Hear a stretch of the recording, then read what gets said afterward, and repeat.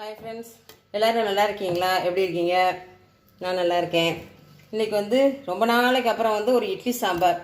இட்லி சாம்பார்னால் கொஞ்சம் வித்தியாசமாக நம்ம ஆச்சி காலத்து அந்த காலத்து சாம்பார்னு சொல்லலாம். அப்படி நல்லாயிருக்கும். டிஃபன் சாம்பார் சூப்பராக இருக்கும். சப்பாத்தி இதுக்கெலாம் சாப்பிட முடியாது, ஒன்லி இட்லி தோசைக்கு மட்டும் சாப்பிட்டுக்கலாம். நல்லாவும் இருக்கும் இது.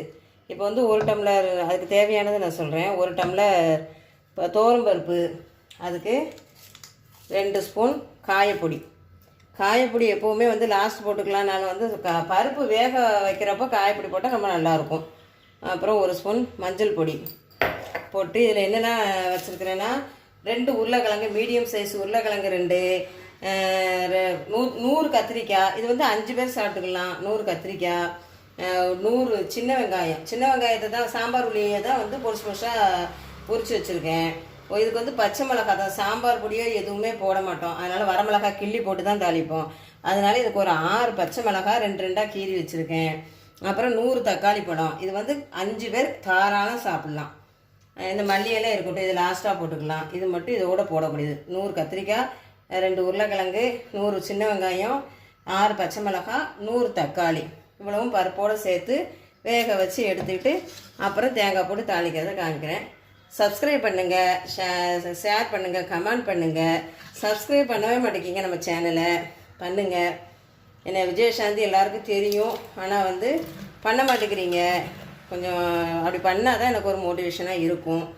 நமக்கு சப்ஸ்கிரைபரே வரமாட்டேங்கிறாங்களே அப்படின்னு சொல்லிட்டு நானும் அதில் ஒரு ஈடுபாடு இல்லாமல் அப்படியே விட்டுட்டேன். அதனால் இந்த இட்லி டிஃபன் சாம்பார் பண்ணி பார்த்துட்டு அதுக்கப்புறமா எல்லோரும் சப்ஸ்கிரைப் பண்ணுங்கள்.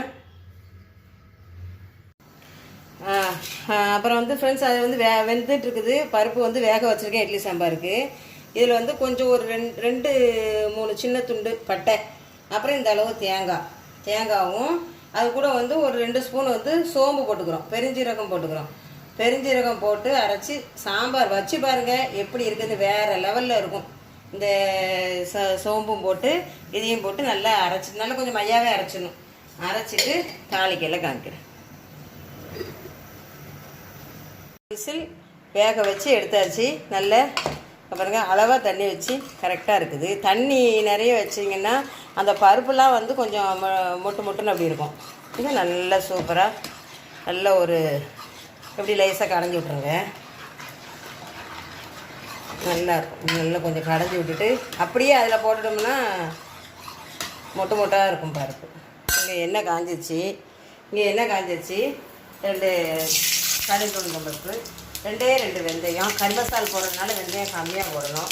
போட்டு ஒரு 3 வரமிளகாய் கிள்ளி வச்சுருக்கேன். அது சின்ன வெங்காயம் போட்டு காலிங்க.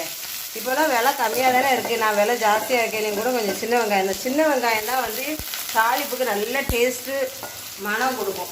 அதனால் எப்போவுமே சின்ன வெங்காயம், இப்போ பொரியலுக்கெலாம் நிறைய சின்ன வெங்காயம் போட்டு தாளித்து பாருங்கள். தேங்காய் எண்ணெய் ஊற்றி சூப்பராக இருக்கும்.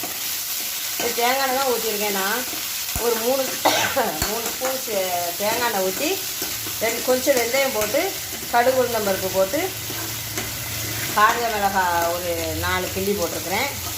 சின்ன வெங்காயம் போட்டிருக்கேன். இங்கே அது வெந்துட்டு போட்டு இங்கே நம்ம கொஞ்சம் பருப்பு வேக வச்சது, தேங்காய் அதெல்லாம் அரைச்சி வச்சது இங்கே ஊற்றிடுறேன். ஊற்றிட்டு மல்லி இலை எப்போவே போட்டுற வேண்டியதான். மல்லி இலை போட்டு புளி வேண்டாம். அதனால தான் தக்காளி நல்ல பெரிய தக்காளியாக 2 தக்காளி சேர்த்துருக்கு. புளி வேண்டாம்.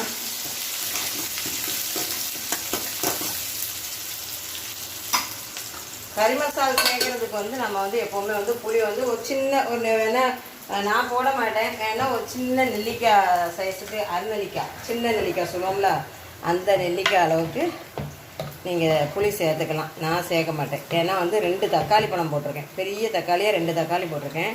அதனால் அப்படி போட்டு நல்லா தான் இருக்கும். தேவையான அளவுக்கு தண்ணி ஊற்றிக்கணும். தேவையான அளவு ஒரு 3 டம்ளர் தண்ணி ஊற்றிருக்கேன். கரெக்டாக இருக்கும். இன்னும் கொஞ்சம் அதெல்லாம் வற்றி வர்றப்போ சரியாக இருக்கும். ரொம்ப தண்ணியாக வச்சாலும் நல்லா இருக்காது. அதனால் இப்போ அது ரெடி ஆனோன்னு நல்லா இருக்கும். பாருங்கள்,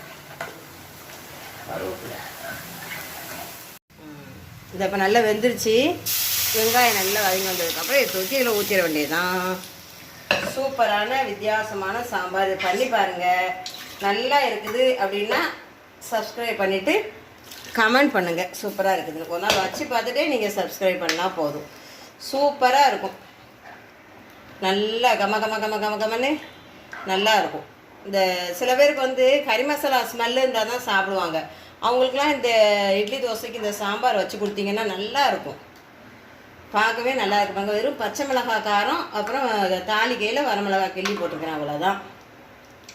நல்லா இருந்தால் சொல்லுங்கள், கமெண்டில் சொல்லுங்கள். பார்க்குறவங்க சப்ஸ்கிரைப் பண்ணாமல் பார்த்தீங்கன்னா சப்ஸ்கிரைப் பண்ணுங்கள். உப்பு போடணும், ஒரு தேவையான அளவு உப்பு போட்டுக்கோங்க.